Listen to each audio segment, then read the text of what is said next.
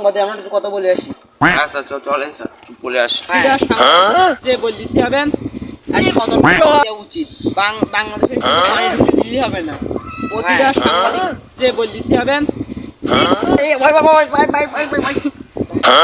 কি বাতাসি ভাই, পানি তো বাংলাদেশের মধ্যে চলে আসে তো পুরো বাংলাদেশ ঢুকে যায়। সার তো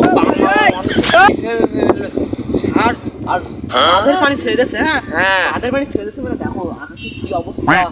আকাশের অবস্থা খুবই খারাপ। বৃষ্টির পানি আবার পানি তাদের পানি সারা বাংলাদেশ ডুবে যাবে তো। ডুবে যাবে আর পানি তো ডুবে গেলেই মানে ইয়েস বাংলাদেশ বাঁচানোর জন্য আমাদের সতর্ক হতে উচিত। জি স্যার। আগে তুমি কিছু বলো ঝড়ের বিষয়ে। ঝড়ের বিষয়ে তুমি বেশি খবর দেখি স্যার। স্যার ঝড়ের বিষয়ে আমার যা অভিজ্ঞতা আছে স্যার, এই ঝড় যদি বাংলাদেশ দেশে চলে আসে আমাদের সবার স্যার প্যান্টের ভেতরে বিচ্ছিন্ন কিভাবে যাবে? আরে স্যার আমাদের প্যান্টের পর তো পানি খুলে যাবে। হাওয়া এসে তো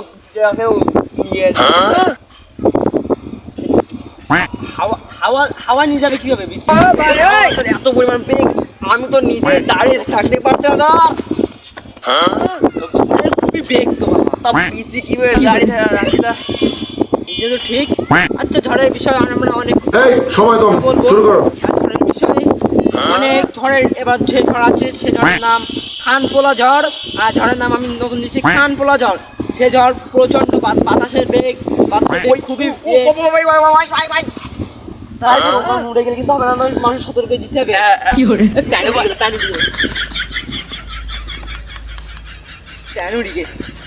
ভালো করে এবার বর্তমানে আমাদের দেশে যে অবস্থা গেছে রিমা ঝড় গেছে, এর পরিবর্তে ঝড় আসবে খানপোলা। স্যার এই ঝড়ের নাম খানপোলা না দিয়ে যদি একটা গালা খানকির পোলা দিল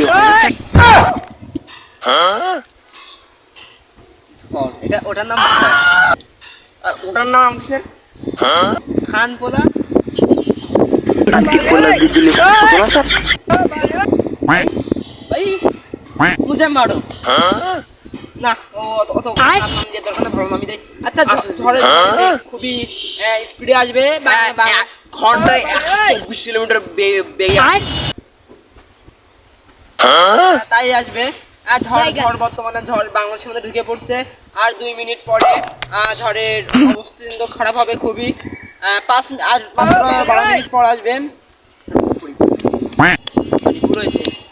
আমার আর 10 মিনিট পর খুবই খারাপ দুনিয়াটা যাবে। পানিতে সবাই একটু সতর্ক হয়ে যাবো। আকাশের অবস্থা খুবই খারাপ। বর্তমানে এখন দেশে খুবই ভয়াবহ অবস্থা যাবে। 72 লাখ টাকা আর পাওয়া যাবে 72 বছর কোথায় 124 লাখ না 124 লাখ টাকা যদি তোলা যায় বাই বাই। কোথায় গন্ডগোল দেখে আসি তো আমরা, চলো যাই।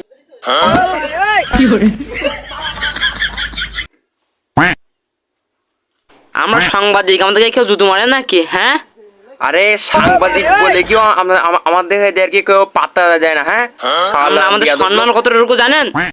ওদের কিছু বলতে হয়? হ্যাঁ বিয়াদব লোক কিছু বল। চলো